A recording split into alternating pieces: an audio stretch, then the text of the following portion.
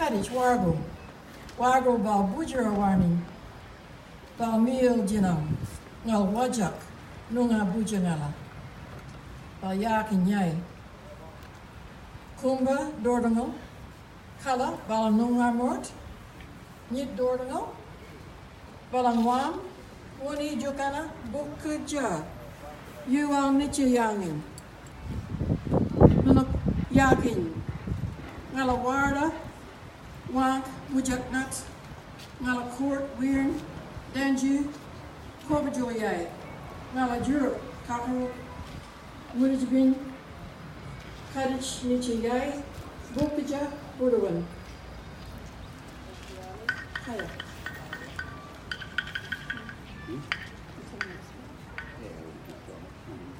Welcome.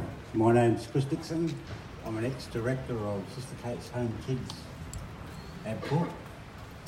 This painting here represents the Noongar people, and actually the whole circle is a healing circle. Yep. And that waddle is bringing everybody together. It's like the creation, yeah, of WA. Scarborough Beach. This time, but all around Australia he slithers and she does too. So, okay, everybody. Welcome, everybody. Okay, you got to go be sitting over there. Okay, I'd like to introduce our host, our MC for the day, Mr. Stephen Oliver. Woohoo! Stop it, you might be going to make the black flag go red. Just before we start, I would like to acknowledge the Noongar Nation, especially the Wajak Noongar people, as the traditional owners of this land, where we are now gathered, and recognise that it continues to be sacred to them. We acknowledge our elders past and present, and acknowledge Aboriginal and Torres Strait Islander peoples and Indigenous peoples from other countries here today. So welcome, everybody. As Pat said, my name is Stephen Oliver, but most people just call me Sexy One, so feel free to call me that. I would also like to acknowledge our ambassadors, Uncle Ted Wilkes, Auntie Liz Hayden, Uncle Jim Hayden, and Auntie Roma Winmar. And I would now like to invite the very deadly Uncle Ted up to the lectern. Look out.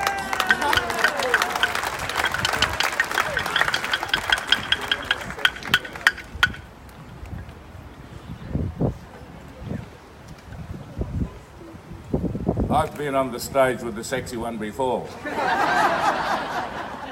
In Alice Springs, and I can tell you, you mob, if you're coming to the dinner tonight, you're in for a treat. Paddy's asked us ambassadors to do some wonderful things while we've been here, and I'm mixing with the ambassadors and moving around. She's given me the task this morning to just soothe you down a little bit and play a bit of didgeridoo. And as many people have explained to you already, the didgeridoo is not a Noongar implement in the traditional way. But as with all cultures, and we believe that cultures are dynamic, we're moving with the times, everyone. And didgeridoo now is a renowned world musical implement. It's played throughout the world. We use it in backup bands, in some incredible bands use them to play backup music.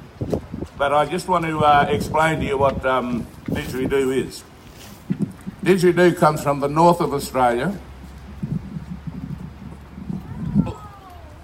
And it's always been used up in the north. And as the transport systems have developed, we've been able to incorporate the didge throughout the southern zones of Australia. But our southern people know that it's an implement to help us get back to where we need to be too, because our family and other Noongar families are now understanding that the didge is a very important implement. But our way of doing the music and the dance, we have to recapture that in a modern way. And it may not include the didgeridoo in some of the dances, but it may also include the didgeridoo. I think most of the people up north we have contacts with seem to be okay with us doing it, and we usually confirm that by asking people from up north. And some of us have connections through our mothers and fathers back to people from the northern zones. So I'm going to sit down here. And for our visitors, just explain to you what all these noises are. And I don't do all the noises, but clapsticks.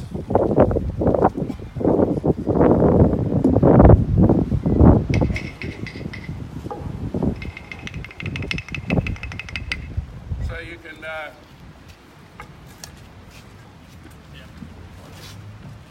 I'll fidget for a little while. So we use the sticks, we use the clapping of the hands. I think yesterday you saw us clapping hands and women hitting their legs. And they're all techniques that us Aboriginal people throughout Australia, our diversity is quite great. And there are different techniques as to how you make music and how you enjoy it. And when you see the boys and the women around the campfire at night, stamping their feet on a pretty warm night and seeing the dust flying up around the campfire, and the music's going and the women are screaming and shouting and the men are hitting their feet on the ground. Most wonderful thing to see. And the beat of the feet. So I'm going to put this here now, but you'll hear, you're going to see, I've done this before, this man. You put this down the end of this thing and I'll keep talking. But the first noise I'm going to do for you is the beat of a kangaroo hopping.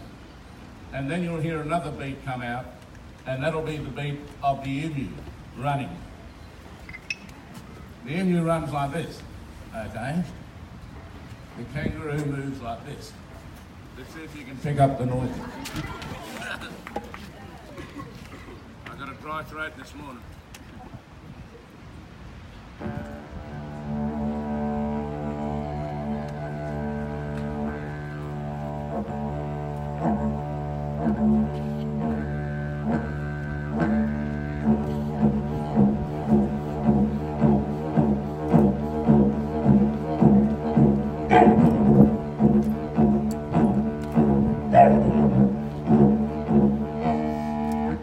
So the dingo howls, the ears go up, but the kangaroo will stop hopping.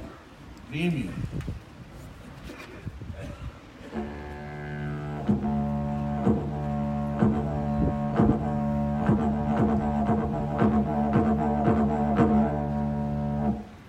And so the emu beat.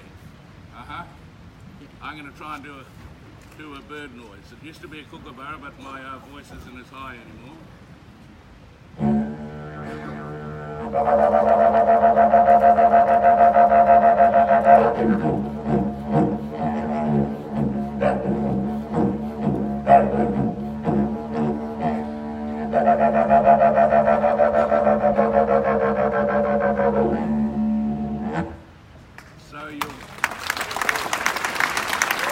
So you get the kookaburra noise, right?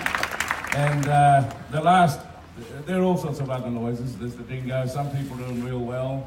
Some people will do the kangaroo hopping really, really well. My brother does a really deadly beat for the kangaroo and the emu. But there's a dance that and a bird up in the northern parts of our country called the what's that stork, the pink one? He's the brolga. And to see a brolga do their love dance is the most amazing thing, and I've seen it on Sunset when I was up there, just happened to be there. The brolgas are pink stork, stands about this high, and when they do their love dance, they run in and they chest one another, and they make this noise that goes, woo-hoo! I'll see if I can get that for you. So we were given permission to do this didgeridoo song.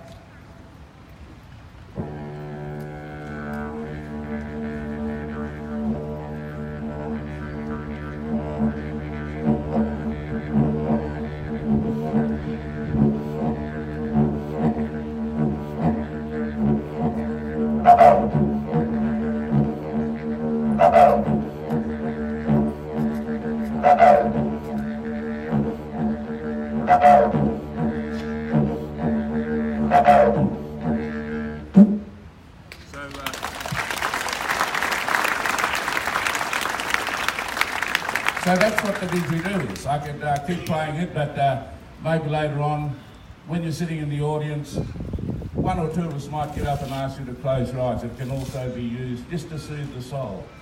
Those of us who play it, close our eyes, and we just sit down and we let it come inside of us, the music.